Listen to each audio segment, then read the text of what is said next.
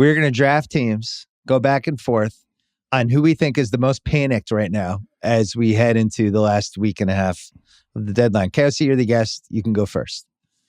It's the Wizards. 10-3 start, Bill. 13-23 cents. Bottom 10 offense.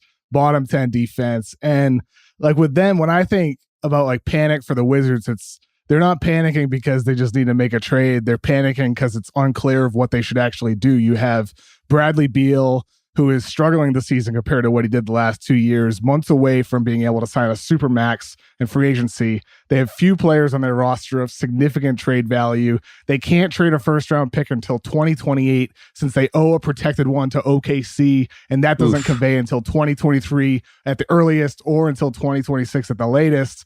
And with Beal this season, averaging 23 points on 19 shots, only 30% from three. He's not a natural point guard. He dribbles into nothing way too often, plays crappy defense, not a natural leader. The team sucks. And to stay, he wants $235 million over 5 years, $47 million annually. Are the Wizards totally sure they want to give Beal that money? Is Beal totally sure that he wants to stay rather than take a 4-year max deal somewhere else? Because I don't know, man. I don't know the answer to either of those questions, but I do know if I'm a Wizards fan right now, I'm feeling totally lost at this point. Joe House, resident Wizards fan on this podcast and in my life. He's been kind of out on Beal for a while. A long time. Basically saying, second banana, he's not an alpha, he's not a leader. Why would I give him the supermax when he can't even be the best part of his own team? This season has borne that out. And Beal's been, for him, not good. I think people in their heads think he's like a 50, 40, 90 guy, and he's not even close. They've blown some games. I don't like the whole him acting like it's Washington's privilege to pay him $250 million. Basically, they're going to have to show me, or you're going to, all that stuff. It's like, how about, you made round 2 once with John Wall, right? Against Celtics. That was their one time they ever had any sort of run. He's been in the league a while. He's still like younger than you think. It feels like he's, been in the league for a decade and he's still somehow like 26, 27. But I'm looking at it like, is this a Ben Simmons team? And is this a Golden State goes all in team? I don't think so with Golden State because of the tax, and they're already so far above it. And I think they like the team they have. But when you start thinking about Simmons and Philly and the window with Embiid and Brooklyn coming down hard on this Harden thing, Beal Simmons as the framework of something, I think it's interesting. I'm more bullish on it than I was 3 weeks ago. What about you? It's definitely interesting. I think from Washington's perspective, you extend the life of a star if you get Ben Simmons back for Bradley Beal, and that has inherent value in doing that. Under contract for 4 years, right? Yeah, exactly. So you continue having like a star presence on your team. Maybe you recalibrate and build around him. You might get a high draft pick still anyway, right? You could slide out of the playoffs even more in the 2-3 weeks of a ramp up. Ben Simmons is going to need to get back on the court. You could lose some more games. It could be a value for you, but even then, though, how much else is Philly going to give up in that situation? Like, we know Philly would give a lot more with Ben Simmons to get James Harden. Harden, would want to go there, like get more likely to sign long term with Philly. And Beal, I don't know if that guarantee is necessarily there, because that's the fear for Washington. You're right. Beal wants the supermax, just like Kemba Walker wanted the supermax when he was leaving Charlotte. That turns into a sign and trade, and that's the fear I have for the Wizards, because who's going to trade for Beal now?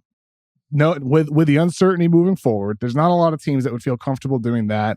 And if he goes to restricted free agency, or rather unrestricted free agency with his player option for next season, he can go anywhere he wants to, as we saw Jimmy Butler do with getting to the Miami Heat for the sign and trade for Josh Richardson going back to the Sixers. So more, potential situations and opportunities pop up for Beal if he drags this into the summer. Whereas for Washington, that hurts their leverage a lot. And then maybe you're ending up with like Fournier and Burks and a first-round pick and a sign and trade for Beal, or Horford and Langford plus a first from the Celtics. Like that's what it could turn into, and that's a worst-case scenario for Washington, unless the actual worst-case scenario is giving him the 5-year supermax deal, because that might not be the path you want to go down either.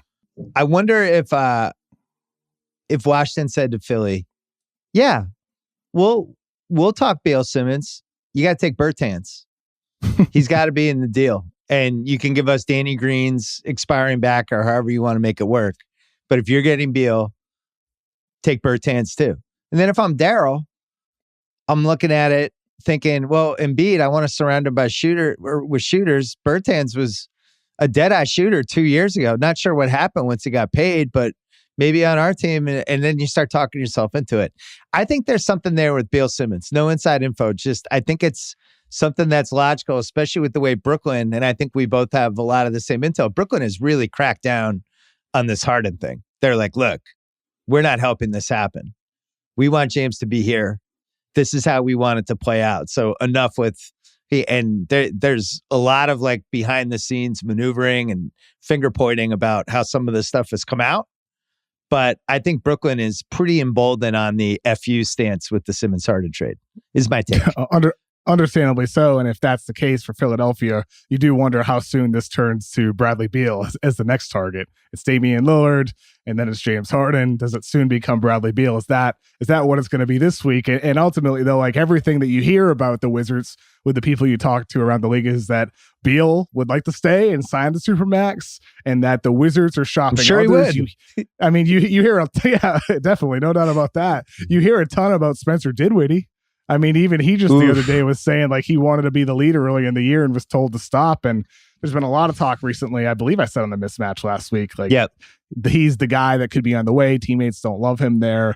So, but like, what are you going to get back for Spencer Dinwiddie? What are you going to get back for some of these guys? Daniel Gafford's out of the rotation now because Thomas Bryant's back. The team I just don't know what you can do to properly build around Bradley Beal as the second best player on your team. How do you get to that point where it's hard enough to find any star of Beal's caliber, never mind somebody better that puts him into the idealized role for him? It's hard to do. That's why I think trading Beal, if it's there, that's the path to go.